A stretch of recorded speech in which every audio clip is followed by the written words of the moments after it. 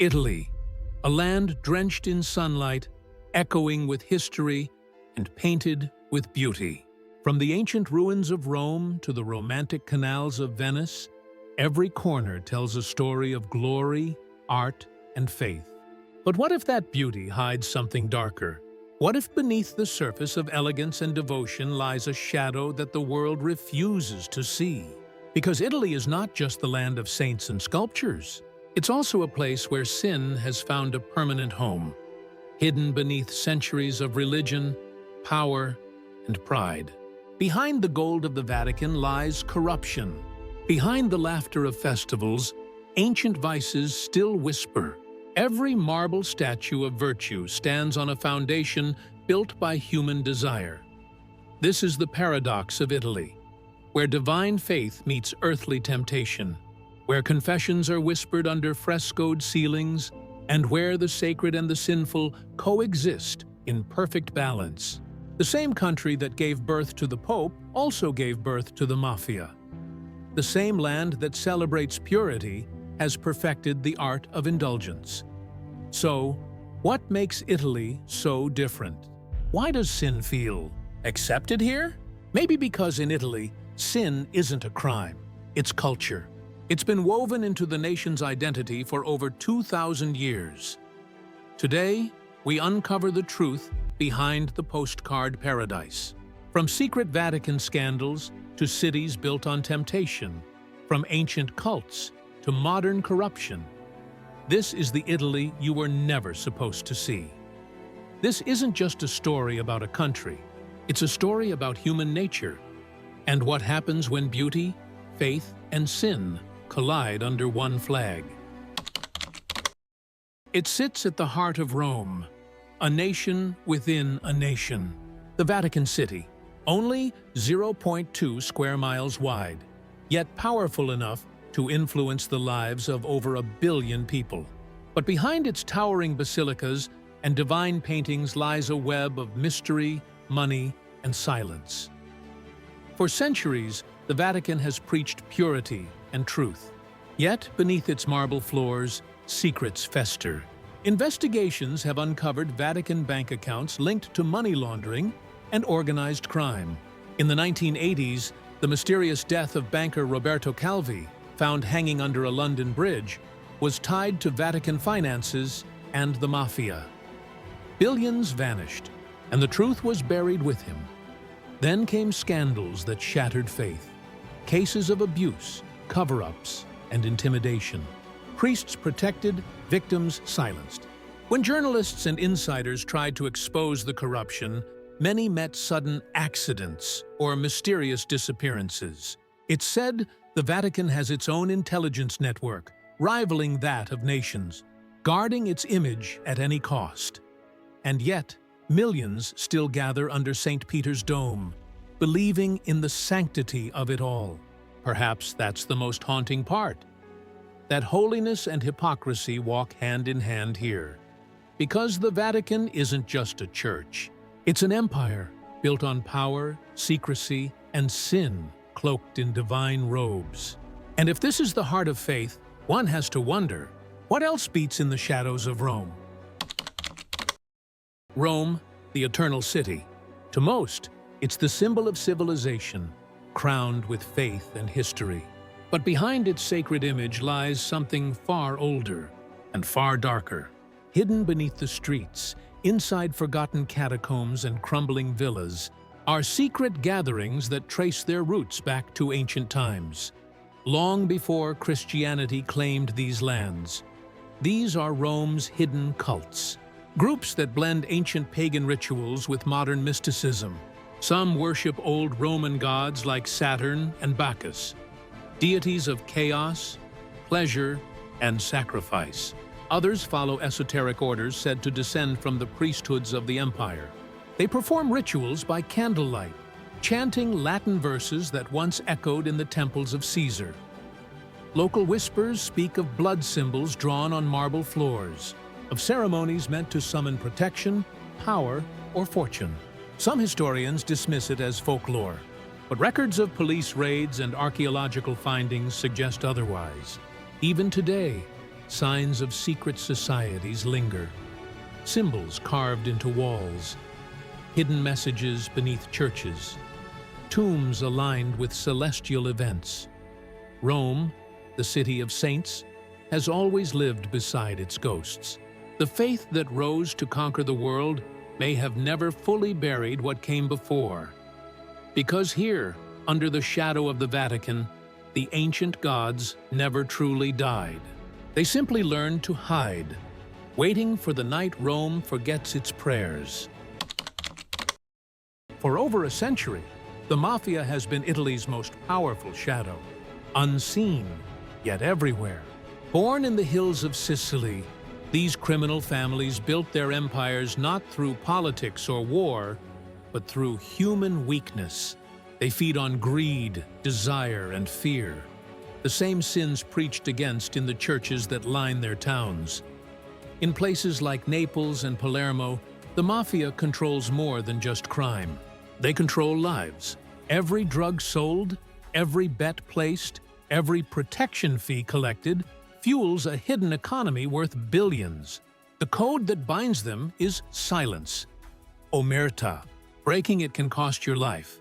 But the darkness runs deeper. Documents and testimonies reveal decades of collusion between Mafia bosses, politicians, and even priests. In some towns, mob funerals are blessed in church. Priests turn a blind eye and communities obey in silence. To defy them is to defy survival. The irony is chilling. In one of the world's most Catholic nations, criminal rituals often borrow from religion itself. Crosses, prayers, and saints are invoked before acts of murder.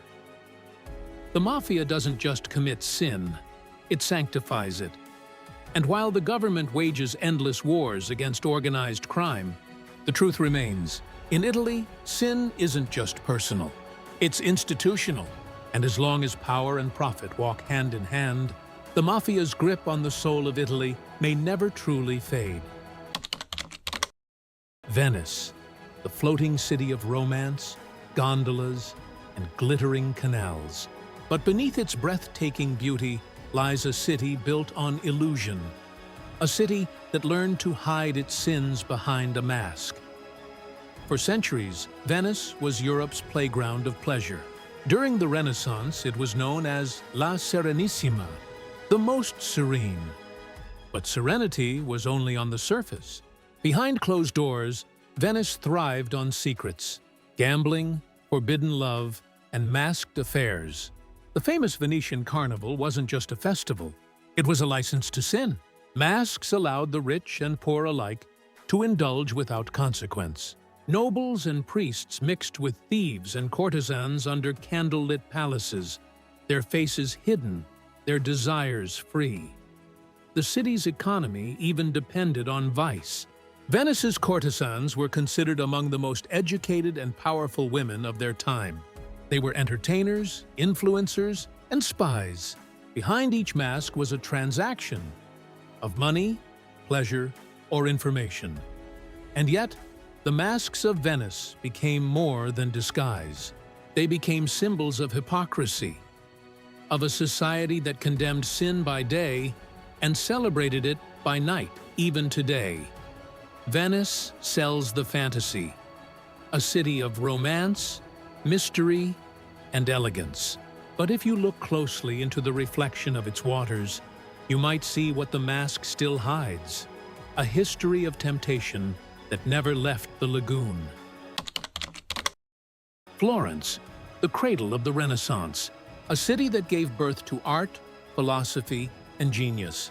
But behind the marble statues and golden domes lies a paradox. The same city that celebrated divine beauty also worshipped human indulgence. During the 15th century, Florence was the center of everything: wealth, intellect, and power. The Medici family ruled not with swords, but with gold. Their patronage built masterpieces, yet it also bought silence, corruption, and scandal. Artists like Leonardo da Vinci and Michelangelo worked under their protection. But those grand commissions often came at the price of moral compromise. The city's obsession with art was, In many ways, an obsession with the human form. Paintings that once symbolized divinity began to glorify desire. Behind the walls of art studios, models were not just muses, they were secrets. Affairs, rivalries, and betrayals filled the corridors of power. And then came the fiery preacher, Savonarola, a man who tried to purge Florence of sin by burning its vanities. Books, paintings, jewels, even mirrors. For a brief moment, the city trembled. But when his voice was silenced by the very people he warned, Florence returned to its pleasures. Because in Florence, sin wasn't a fall from grace. It was the price of creation. Beauty and corruption, forever intertwined like paint and canvas. Naples, loud, chaotic, and alive. To outsiders, it's a city of passion, pizza, and music. But to those who live there, it's a place where survival itself can feel like a sin. For centuries, Naples has been called the city of contradictions. Its people laugh in the face of hardship, yet their streets echo with crime, corruption, and despair. The Camorra, Naples' notorious criminal organization, has ruled its alleys since the 19th century.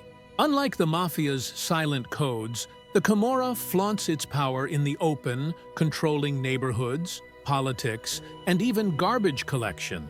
But it's not just crime. Naples' chaotic beauty hides a darker story of poverty, superstition, and rebellion. Churches stand beside crumbling ruins. Holy statues share space with graffiti of saints and sinners. Locals make offerings to the dead, lighting candles to spirits they call the souls in purgatory. It's a religion mixed with magic, where fear and faith coexist. And yet, this chaos is what gives Naples its soul. The people live fiercely, love deeply, and defy rules written by anyone but themselves. Naples is a city that refuses to be tamed, where law, faith, and sin blur into survival. It's not just a place of vice. It's a mirror of humanity at its rawest, where the line between good and evil fades in the glow of the city's eternal fire. Italy is the home of beauty. Michelangelo's David, Da Vinci's Last Supper, Botticelli's Venus. But behind the masterpieces that shaped Western civilization lies a world of envy, rivalry, and obsession, where art wasn't just creation, it was control. The Renaissance gave birth to genius, but it also birthed madness. Artists were treated like gods, and sometimes they believed it. Stories tell of painters poisoning rivals, sculptors sabotaging commissions, and patrons demanding perfection under threat of ruin. The Medici, popes, and nobles used art as a weapon, a symbol of dominance and divine favor.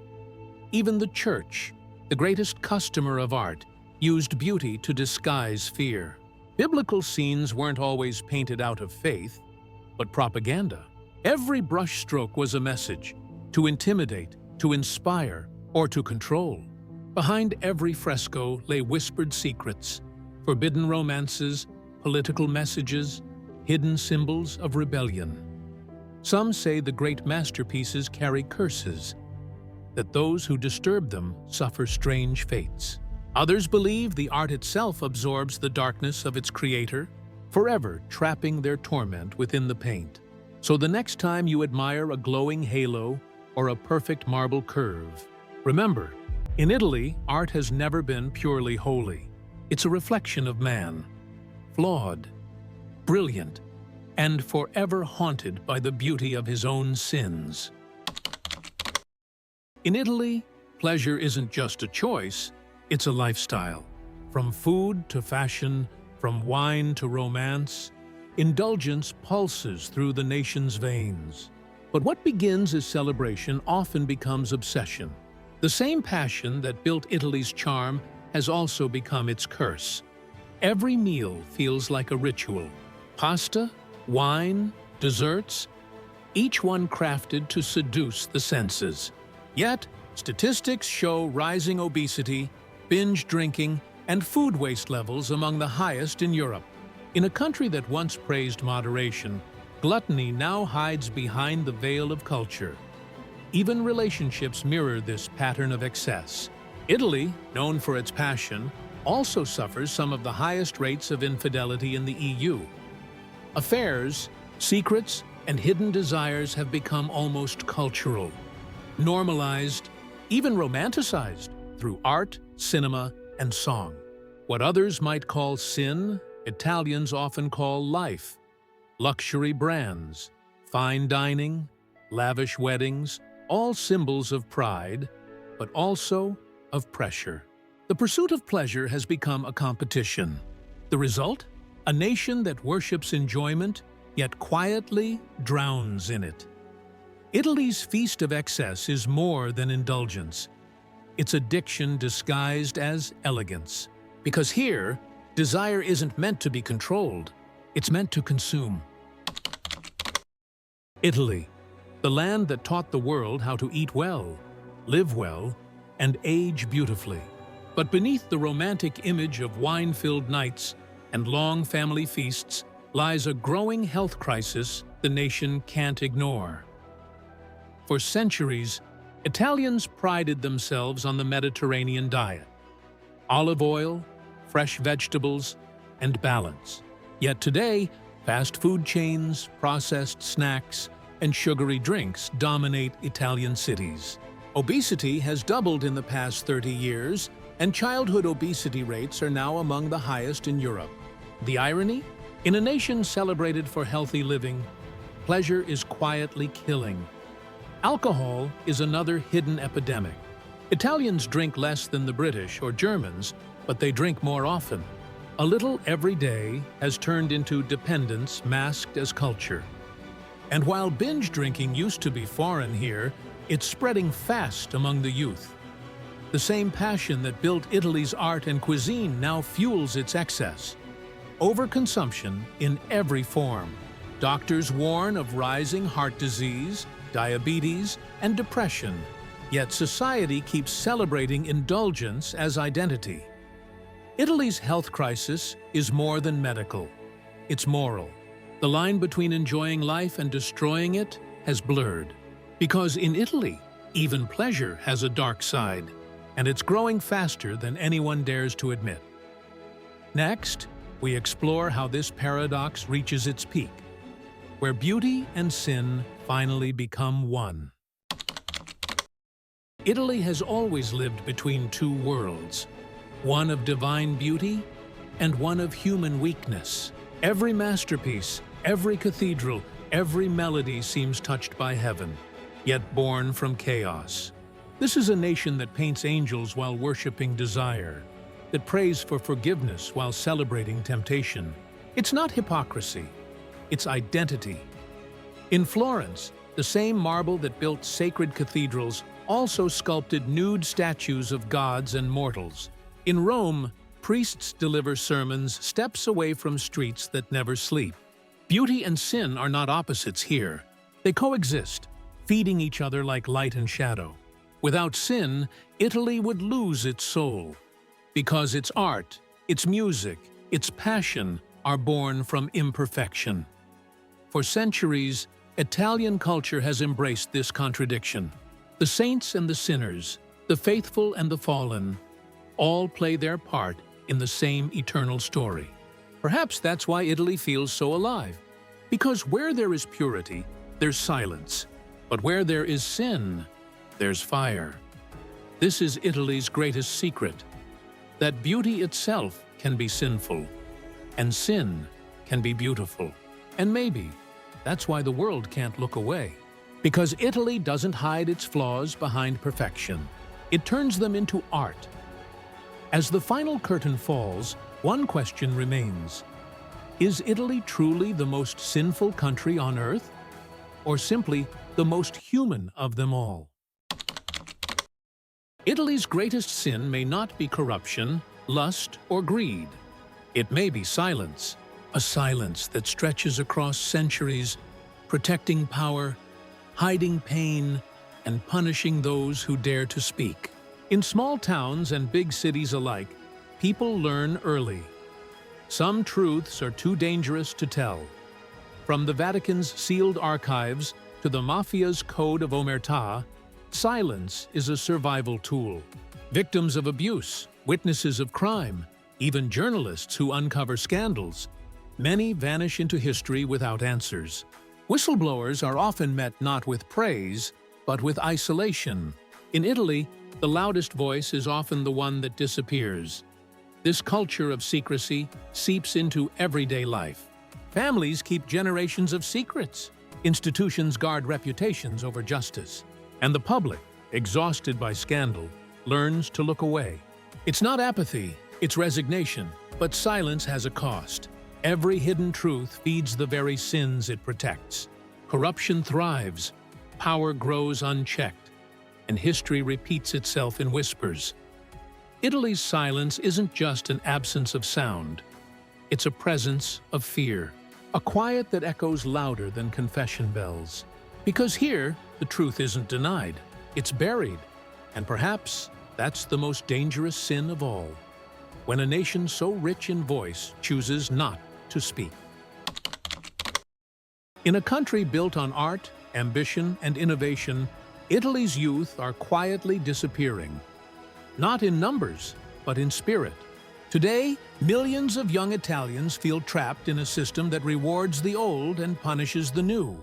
They call themselves the lost generation. And for many, the dream of a future has already died before it began. Unemployment among the youth remains one of the highest in Europe. Degrees mean little without connections. Nepotism, once whispered about, is now accepted as normal. Bright minds, unable to find opportunity at home, flee abroad in record numbers. More than 300,000 have left in the past 5 years alone, taking Italy's future with them. Those who stay often drown in underpaid jobs, living with parents well into their 30s. They inherit beauty, culture, and history, but no chance to build upon it. For a country that once inspired the Renaissance, this new age feels more like a slow decay. The tragedy isn't just economic, it's emotional. A generation raised among masterpieces now watches their own dreams crumble like old stone. The Italy that once gave the world its greatest artists may now be losing its creators to silence and despair. This is Italy's quietest crisis, not seen in headlines, but written across the faces of its youth. A generation born into beauty, yet starved of hope. Italy lives in the shadow of its own greatness. Every street, every ruin, every statue whispers of a time when this land ruled the world, when Roman emperors commanded continents, and Renaissance masters reshaped humanity. But that golden past, once a source of pride, has become a haunting mirror. Because today, Italy seems trapped by the very history that made it immortal. Modern Italians grow up surrounded by monuments to impossible standards, reminders of genius and power they can never replicate. The country's obsession with heritage has turned memory into a prison. Innovation moves slowly because tradition demands perfection. Every change feels like betrayal. Politicians use the past to distract from the present. Cities preserve beauty while decaying beneath it, and generations cling to nostalgia as the world races ahead. The marble glows, but the foundations crumble. In Rome, locals joke that nothing changes because everything is history. But it's not just a joke, it's prophecy. Italy's greatest curse may be its own legend. The ghosts of glory still walk its streets, reminding everyone of what was and what may never be again. Because when a nation worships its past too deeply, it risks losing its future. And in Italy, the ruins are not just monuments, they are mirrors of what it has become. To the outside world, Italy is perfect, a dream painted in sunlight. Tourists come chasing romance, history, and elegance. Every postcard shows perfection. The Colosseum glowing at dusk, gondolas sliding across blue water, vineyards stretching beyond the hills. But perfection is a lie, one that Italy has learned to sell better than anyone else. Behind the beauty lies a reality few ever see. The canals of Venice smell of decay beneath the perfume of tourism. Rome's ancient walls crumble while corruption devours the funds meant to save them. In Naples, mountains of waste pile up outside neighborhoods that never make it onto travel guides. Yet none of this appears in the brochures. Because beauty here is a performance, a mask polished to hide the rot underneath. Italy's greatest export isn't art, wine, or fashion. It's illusion, the illusion of eternal beauty, eternal passion, eternal life. But illusions demand sacrifice. The country spends billions maintaining appearances while hospitals close, jobs vanish, and the young flee. The world applauds the surface, and Italy pays the price beneath it. The tragedy is not that Italy hides its flaws. It's that it has become addicted to pretending they don't exist. And behind every glittering sunset, behind every perfect piazza, lies the same silent truth. Beauty may save Italy's image, but it's slowly destroying its soul. So, after everything, the beauty, the secrets, the sins, one question remains. What truly defines Italy? Is it the marble of its cathedrals, or the whispers inside them? The art that praises heaven, or the desires that inspired it? Italy is not just a country. It's a confession written in stone. Every masterpiece hides a flaw. Every saint's story casts a shadow. And perhaps that's what makes it timeless. Because unlike the world around it, Italy never tries to be perfect. It simply is. Flawed, passionate, alive. The world calls it sinful, but maybe sin is what gives it soul. A nation that refuses to choose between holiness and hedonism, between faith and freedom. It loves too deeply, eats too much, feels too strongly, and that's what makes it human. For centuries, Italy has mirrored the struggle within us all, the war between desire and discipline, between beauty and decay. And that's why it will never fade. Because Italy isn't just a place you visit, it's a truth you recognize in yourself. So the next time you walk its streets, remember, every bell that rings in Rome, every ripple in Venice, every breath of Tuscan air carries both grace and guilt. And maybe that's what makes Italy eternal, because this is not a country that asks for forgiveness. It's a country that reminds us. Sin and beauty are often the same thing. This is Italy, the land that never repents and never needs to.